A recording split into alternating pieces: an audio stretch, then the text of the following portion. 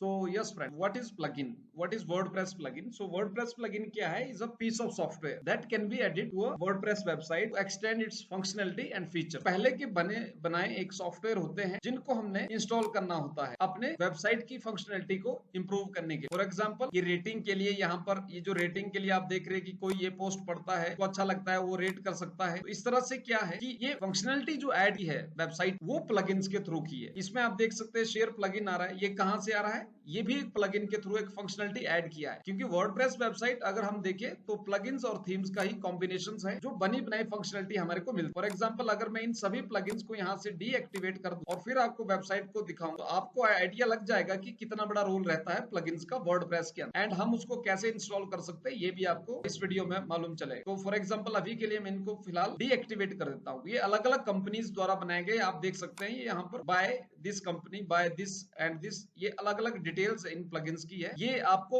हर एक प्लगइन जो है वर्डप्रेस रिपोजिटरी के अंदर मिल जाएगा। अब मैं रिलोड करता हूं, देखो यहाँ पर आपने फर्क देख लेना। तो यहाँ पर देखिए जो फीचर्स थे वो जा चुके हैं। ये this one is a custom feature जो एक कस्टम कोड करके एडिट किया गया है। तो नाउ आप यहाँ देख सकते हैं जो एड्स है वो एड्स भी डिस्प्ले नहीं कर रही है क्योंकि वो प्लगइन्स के थ्रू ऐड की है। इसके अलावा आप देख सकते हैं यहाँ रेटिंग का नहीं आ रहा है, शेयरिंग का बटन नहीं आ रहा है, एंड इसी तरह से यहाँ पर कॉन्टैक्ट पेज में आप जाते हैं तो कॉन्टैक्ट में कॉन्टैक्ट का नहीं आया। तो ये जो फंक्शनलिटी ऐड की गई थी ये प्लगइन्स के थ्रू यहाँ पर ऐड की जाती है जितनी भी वेबसाइट, और ये एक थीम का फंक्शनलिटी है। इसी तरह से अगर हम थीम भी चेंज करते हैं तो देखिए यहाँ पर अभी जो आप डिजाइन देख रहे हैं इसका वो इस तरह का है। नाउ अगर मैं यहाँ से थीम पे जाऊं और थीम्स चेंज कर तो आप देखिए जो फंक्शनलिटी है वो भी चेंज हो जाएगा। फॉर एग्जांपल मैं 2024 जो एक वर्डप्रेस थीम है, ये पहले से बना बनाया एक टेम्पलेट है वेबसाइट का, मैंने उसको एक्टिवेट कर दिया। नाउ अगर मैं यहाँ रिलोड करता हूँ you will see the difference. अब देखिए ये कैसे दिखेगा। नाउ ये फर्क पड़ता है कि आपका जो थीम है उससे बहुत ज्यादा आपका वेबसाइट का डिजाइन है, जो उसका लेआउट है वो हर एक वर्डप्रेस थीम से इंपैक्ट कर रही है। नाउ इसी तरह से प्लगइन्स, तो प्लगइन जो है एक्स्ट्रा फंक्शनलिटी के लिए, क्योंकि एक पूरी एक थीम के अंदर आपको वो सारे फीचर्स नहीं मिलते। फ्री वर्डप्रेस थीम अगर आप यूज करते हैं तो आपको प्लगइन्स यूज करने पड़ते। सो प्लगइन्स यूज करने के लिए ये बहुत जरूरी है कि जो आपका जो वर्डप्रेस थीम है वो भी उनको सपोर्ट करे। अभी जैसे मैंने दोबारा ये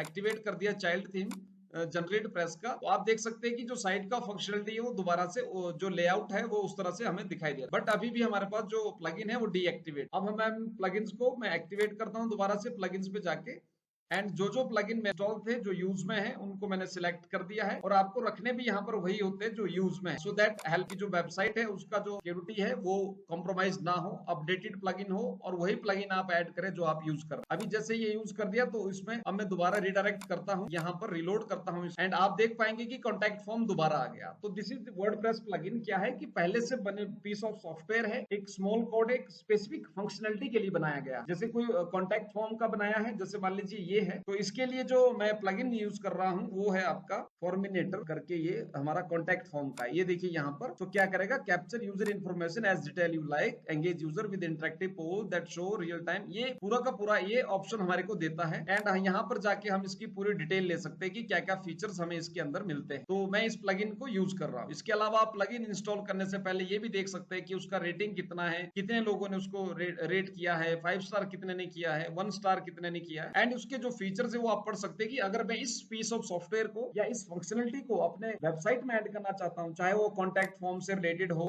वो पेमेंट गेटवे हो, सोशल मीडिया आइकन्स हो, ये सारी की सारी जो फंक्शनलिटी है आप ऐड कर सकते हैं थ्रू प्लगइन। और आप प्लगइन्स ऐड करने के लिए क्या करना पड़ेगा, प्लगइन्स वाली ऑप्शन में जाना है वर्डप्रेस में और ऐड न्यू प्लगइन्स पे जाना। ऐड न्यू प्लगइन्स पे जाने के बाद आपके पास वेरियस ऑप्शन आ रहे हैं। जैसे मान लीजिए यहाँ पर क्लासिक एडिटर आ रहा है। अब ये क्लासिक एडिटर होता है जो पुराना जो वर्डप्रेस था उसमें हमारे पास जो फंक्शनलिटी थी वो उसके बारे में बात, पेज के अंदर जो अभी जो देखिए ब्लॉक बेस्ड आपके पास ये एक यहाँ पर इंटरफेस आता है जहां से आप अपना पोस्ट लिख सकते हैं। For example sample post. अब आपके पास ऑप्शन आती है यहाँ से आप इस पोस्ट के अंदर क्या क्या चीजें इंसर्ट कर सकते हैं। जैसे पैराग्राफ अगर आपने करना है तो पैराग्राफ ऑलरेडी है, तो इस तरह से। और अगर कोई इमेज ऐड करना है, कुछ पीस ऑफ ब्लॉग ऐड करना है, यूट्यूब वीडियो ऐड करना है, ये आप देख सकते। ब्राउज ऑल पे जाएंगे तो ये सारे फीचर आपको मिल। लेकिन फॉर एग्जांपल किसी को फीचर नहीं चाहिए हो तो वो क्या करेगा, वो सर्च करेगा क्लासिकल एडिटर। जैसे कि ये इतने लोगों ने इंस्टॉल करके रखा है, क्योंकि बहुत से लोगों को होता है ये इंटरफेस ना पसंद आए या के साथ ज्यादा कंफर्टेबल ना हो। तो इस तरह से मान लीजिए किसी ने एक्स्ट्रा फंक्शनलिटी ऐड करनी है या पुरानी फंक्शनलिटी ऐड करनी है as per availability of the plugin. कुछ पेड प्लगइन होते हैं, कुछ फ्री प्लगइन होते हैं, और कुछ जो पेड प्लगइन होते हैं वो फ्री में भी ऑप्शन आपको फीचर प्रोवाइड करते हैं। फॉर एग्जांपल ये आपने जब सर्च किया, यहाँ जो पॉपुलर है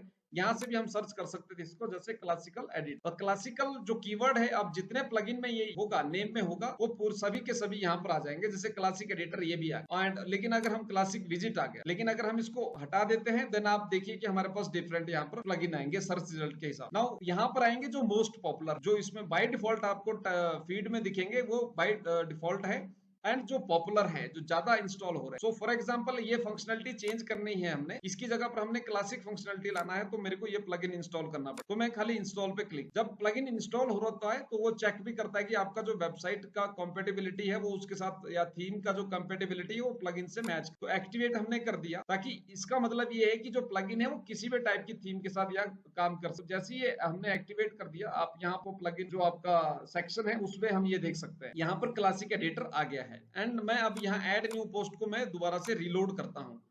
सो जब हम इसको रीलोड करेंगे तब आप देखिए यहाँ पर फंक्शनलिटी चेंज हो चुका होगा। नाउ लाइक दिस, पहले के टाइम में इस तरह से हमारे पास ये टूल्स आते थे, जिसका हम इस्तेमाल करते थे अपना जो पोस्ट है, कंटेंट है, उसको पब्लिश करने के लिए। ये पुराना इंटरफेस है, इसीलिए इसको क्लासिकल बोला गया है। एंड अगर आपने न्यू इंटरफेस करना है, then I have to remove this, मेरे को फिर ये रिमूव करना पड़ेगा। जैसे इस प्लगइन को डीएक्टिवेट करेंगे, यहाँ पर दोबारा से मैं रिडायरेक्ट करूंगा, ये देखिए, तो फिर दोबारा से मैं जो मॉडर्न लेआउट है, मॉडर्न जो एडिटर है वर्डप्रेस का, वो अपने आप यहाँ पर आ जाए। तो दिस इज द वे आप इस तरह से डिफरेंट प्लगइन इंस्टॉल कर सकते हैं as per the functionality. For example आपका ट्रैवल एजेंसी वेबसाइट, तो ट्रैवल बुकिंग फॉर्म आपको, तो ट्रैवल बुकिंग फॉर्म जब आप क्लिक सर्च करेंगे, आपके पास जो ऑप्शन मिलेगा वो पूरा ट्रैवल से रिलेटेड ऑप्शन आए। इसी तरह से आपको मेडिकल से रिलेटेड कोई फंक्शनलिटी चाहिए, तो मेडिकल से रिलेटेड जिन कंपनी, जिन ऑथर्स ने वो प्लगइन्स क्रिएट किए हैं, वो आपको ऑप्शन आए। देन आप उस प्लगइन्स पे जाके उसकी डिटेल पढ़ सकते हैं कि ये क्या क्या फीचर आपको दे रहा है, कितने लोगों ने इंस्टॉल किया है, एंड उसके अलावा इंस्टॉलेशन इसका कैसे करना है, फ्रीक्वेंटली आस्क्ड क्वेश्चन कौन कौन से हैं, इसमें पेड फीचर है कि नहीं है, कैसा दिखता है, स्क्रीनशॉट आप चेक कर सकते हैं, कैसे इंस्टॉल करना है, वो पूरा प्रोसेस आपको यहाँ कॉन्फ़िगर कैसे करना है वो पूरा दिखाया गया है। तो रिव्यूज आप पढ़ सकते हैं कि लोगों ने क्या रिव्यूज किए हैं इस प्लगइन को यूज करते हैं। तो दिस इज द वे आप कैसे प्लगइन्स, कैसे आप एक्स्ट्रा फंक्शनलिटी अपने वर्डप्रेस वेबसाइट में ऐड कर सकते हैं। इसके अलावा आप कस्टम बिल्ड प्लगइन भी यूज करते हैं, यानी कि आप प्लगइन्स खुद भी क्रिएट कर सकते हैं।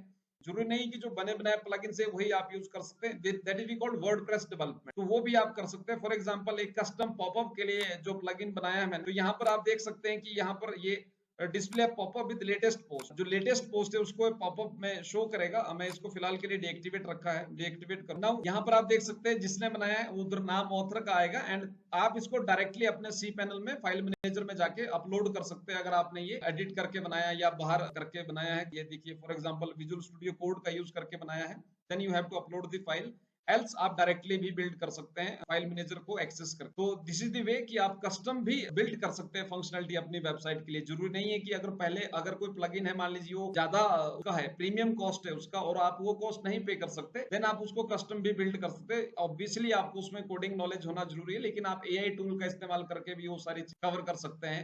वो अपना प्लगइन्स आप क्रिएट कर सकते हैं as per the functionality you required for your website. So this is the way, friend, general introduction about the WordPress plugins. If you know more, please let me know. I will create a video tutorials on those topics. Thank you very much for watching.